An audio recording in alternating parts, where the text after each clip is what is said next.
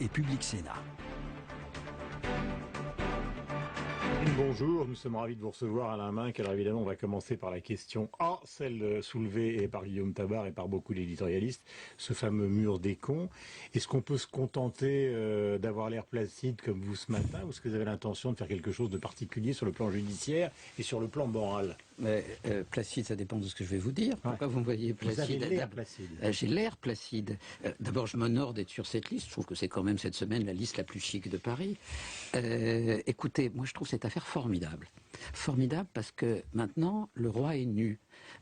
On sait tous qu'il y a une part des magistrats qui est soit médiocre, soit politisée. Et parfois médiocre et politisé. Mais au nom de « j'ai confiance dans la justice de mon pays », on ne dit jamais ça. Les juges ne sont pas de parti pris, bien sûr. Bon, on est obligé, même quand on subit le parti pris des juges, de respecter leur indépendance, eux protégés par l'outrage à magistrat, parce qu'ils peuvent outrager, mais ils sont protégés par l'outrage à magistrat.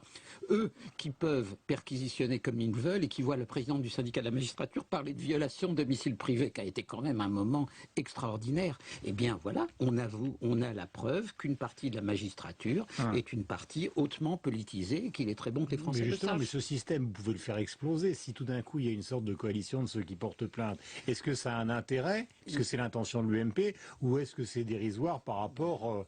Non, mais la plainte, ça va donner une contravention. On va voir. Je trouve que Madame Taubira, qui a été un peu lente à la manœuvre, a quand même saisi le Conseil de la magistrature. Donc on va voir comment cet organisme hautement corporatiste va avoir le courage de s'exprimer sur cette affaire. On va voir comment on poursuit Henri Guénaud parce qu'il a, paraît-il, porté outrage au juge Gentil. Et comment il n'appartient pas au syndicat de la magistrature. Non, j'ai pas fait le rapprochement. J'ai pas fait l'amalgame. Parce que ils sont minoritaires, ils en représentent un bon quart, un bon tiers, et une grande tradition historique, et comme par hasard, une grande présence chez le garde des Sceaux. Et bien voilà, maintenant, les Français savent qu'il n'y a pas un degré d'objectivité et de distance idéologique à l'intérieur du monde des magistrats. Il y a de très grands magistrats, il y a des magistrats exceptionnels, et il y a aussi beaucoup de médiocres et de gens de parti pris, comme partout. Alors on va parler maintenant des autres sujets. Je ne sais pas si on va m'attaquer contre ce que je viens de dire pour outrage à magistrat. Moi, ça a failli m'arriver une fois. Et c'est très intéressant. J'avais fait un papier au moment du sang contaminé pour défendre Laurent Fabius. J'avais mis Fabius, Rion, Dreyfus. Référence au procès. Et le syndicat de la magistrature, le même, avait demandé au garde des Sceaux de l'époque de m'attaquer pour outrage à magistrat. Donc on va voir, j'attends qu'il m'attaque là pour outrage. Alors les questions économiques et les questions politiques, vous savez, Perrine va enchaîner, qu'on est à la fois dans un moment de rumeurs insistantes de remaniement, avec un rendez-vous qui a eu lieu avec Jean-Marc Ayrault et François Hollande qui, semble-t-il, a été assez musclé, il en serait ressorti réconforté. Puis alors il y a un débat monumental sur la politique économique, l'austérité, pas l'austérité. Comment sortir du chômage? Première question, Perrine. Alors peut-être sur les conséquences politiques, est-ce qu'il est temps d'engager le second temps du quinquennat, la seconde période du quinquennat? Est-ce que vous voyez... Je suis le plus mauvais conseiller possible pour François Hollande, mais ceci étant dit, je crois que le problème est beaucoup plus profond. En fait, François Hollande a une conception des institutions qui est une conception parlementariste. Et on l'a bien vu dans l'affaire Montebourg du Flot Hamon. Il a accepté cette dissidence comme s'il dirigeait un gouvernement de coalition. Donc pour lui, au fond, ce gouvernement est une coalition intrasocialiste et que quelqu'un qui représente 20% des voix à une primaire doit être traité comme un allié. Et donc cette conception des institutions, très adaptée à une république parlementaire, n'est pas conforme à la Ve République. Donc François Hollande n'arrivera pas à transformer les institutions de la Ve République. Soit il se moule et il devient roi de France, soit il ne se moule pas et ça se terminera pas facilement. Donc il faut revenir à l'omniprésident. Mais c'est pas l'omniprésidence. Les Français élisent un roi. Bon, ils n'élisent pas le président du Conseil de la Scandinavie, d'une république ou plutôt d'une monarchie scandinave.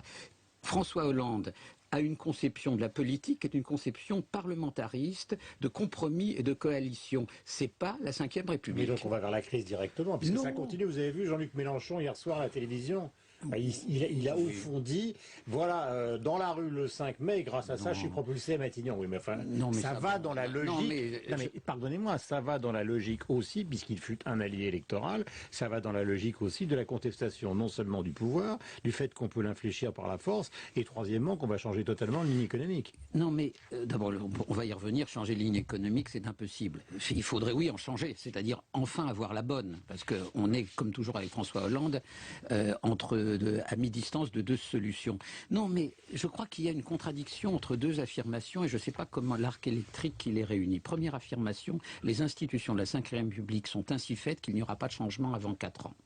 Deuxième constatation, la situation politique est ainsi faite qu'on a du mal à imaginer que ça puisse durer comme ça 4 ans. Cette contradiction, je ne sais pas comment on en sort. Il faut un coup de balai, il faut un gouvernement remanié, resserré. Je crois qu'il faut que François Hollande comprenne sa fonction. Je veux dire, je ne mets pas en cause son intelligence. Je pense que c'est un type très intelligent, mais qu'il a une conception politique qui n'est pas la conception de nos institutions. Je vois que tout ça se termine par un point d'interrogation. Oui. Ça veut dire que personne ne sait actuellement comment va évoluer ce quinquennat. Mais je vais vous en donner un autre exemple. Ce qui est quand même encore plus inquiétant pour l'interrogation qu'une réponse. Oui, je pense. Mais je vais vous en donner un autre exemple. On voit bien que François Hollande a un problème d'autorité avec sa majorité.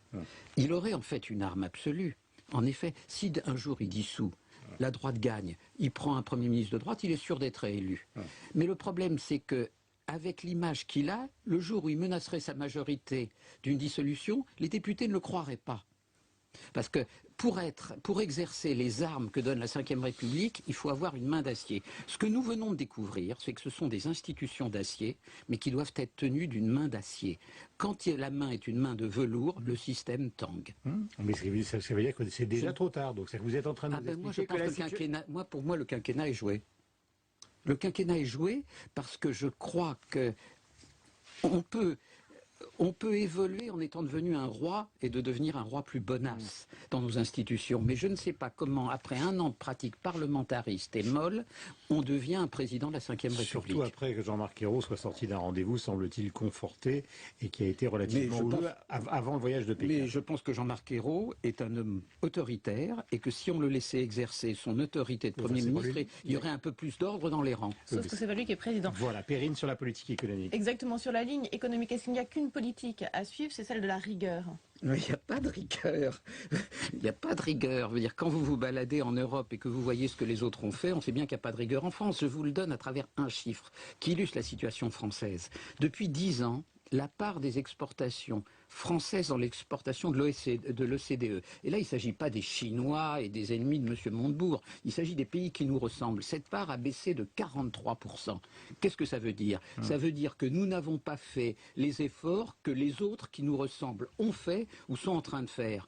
Donc aujourd'hui, il n'y a pas de rigueur. On est entre deux eaux. C'est-à-dire qu'on essaye de flotter d'une manière à ce que les marchés ne nous sanctionnent pas, en espérant que la croissance ramènera la prospérité. Et c'est là que François Hollande a fait une erreur, c'est qu'il n'a pas compris qu'en économie, il y a le capital, le travail et la confiance. En ayant cassé la confiance, il se fera une chose à laquelle il ne s'attend pas, c'est quand la croissance reviendra en Europe, et à mon avis, elle va revenir, eh bien la France en profitera moins que les autres. Donc le débat n'est pas entre rigueur et politique mélanchoniste ou montebourrienne, ou que sais-je encore. Moi qui suis plus vieux que vous, ça me rappelle 83. François Mitterrand avait eu l'intelligence de demander aux gens de l'autre politique de l'écrire sur un papier blanc. Ils sont revenus avec une feuille blanche et il a choisi la politique de Pierre Mauroy, qui lui était un social-démocrate intelligent, assumé et européen. Oui, mais visiblement, justement, même si cette feuille n'a pas été rédigée, pour l'instant, le problème, c'est qu'il s'adresse aux autres qui continuent dans l'autre sens. Et même qui gagnent, puisque maintenant, vous avez Barthelone qui commence à dire, et qui est ouvertement candidat à Matignon, finalement, l'austérité, c'est peut-être pas la solution. Mais parce que... Donc ils ne sont pas du tout convaincus. Mais parce que dans une république parlementaire est un poulailler où chacun s'exprime. Bon, donc c'est lié à cette espèce de pratique des institutions molles. Ils n'en sont pas convaincus et personne ne leur tient le discours inverse. C'est là d'ailleurs qu'il y a un problème dans ce gouvernement. Dans tous les gouvernements de gauche qui ont précédé, il y avait un pôle libéral qui était incarné par Jacques Delors, par Pierre Bérégovoy, par Dominique Strauss-Kahn. Cette fonction-là, Pierre Moscovici n'a pas choisi de la remplir. Donc ce gouvernement est déséquilibré. Je voudrais vous poser une question qui est une question fondamentale avec Perrine, parce qu'on y pensait ce matin dans le contexte justement du livre que vous publiez sur Jean Moulin et René Bousquet, qui est un livre évidemment à caractère historique, qui n'a pas de rapport avec la situation, mais enfin qui est un livre à caractère historique. Vous nous dites tout à l'heure, je ne sais pas exactement ce qui va se passer. Si, il y a quelque chose qui existe dans l'opinion, alors il y en a qui ont parlé de 1789, d'autres de 1930, et d'autres qui envisagent une sorte de mai 68 de droite s'il n'y a pas un gouvernement d'union nationale, notamment à partir de la manif de fin mai. Est-ce que ça vous paraît être la bonne version? Je ne dis pas que je la souhaite, mais l'hypothèse... Bon, d'abord, les comparaisons avec 89 ou avec les années 30 me paraissent absurdes, sauf destinées à vendre du papier, ça c'est de bonne aloi. Et le mai 68 de droite? Mais le problème de mai, il y a une petite différence, c'est qu'en mai 68, il n'y a pas que la rue, le pays est arrêté par les syndicats. Je veux dire, la droite n'arrête pas le pays, elle manifeste. Donc, quel est le seul précédent? C'est 84. Alors en effet, en 84, il y a quelqu'un qui savait rebondir. Je veux dire, François Mitterrand, sur 2 terrains, en réalité, devrait servir d'exemple à François Hollande. Et après, Premièrement, on l'a vu au moment de l'affaire Cahuzac. Qu'est-ce qu'avait fait au moment du Rainbow Warrior François Mitterrand? C'est lui qui avait donné l'ordre. Il virait nu. Il faut du sang, il faut un bouc émissaire. Il aurait du François Hollande, mais ça aurait été très injuste. Mais il aurait pu le faire pour Lurel, Non, là c'était différent. Il aurait pu verrer le supérieur hiérarchique en disant t'es responsable, ce qui était injuste. Mais c'est ça la politique. François Mitterrand n'hésitait pas à le faire. Et au moment de la manif de 84, en effet, François Mitterrand change de pied. Ce que François Hollande ne nous a pas encore montré, c'est un talent pour changer de pied. Voilà, merci. Le livre s'appelle donc L'homme aux 2 visages. Nous aurions pu bavarder encore longtemps sur ces 2 figures contradictoires de l'histoire française, donc Jean Moulin et René Bousquet. Itinéraire croisé, c'est un petit livre passionnant aux éditions Grasset. Merci à la main d'être venu ce matin. Dans un instant, nous recevrons donc Luc Ferry et Denise Bombardier pour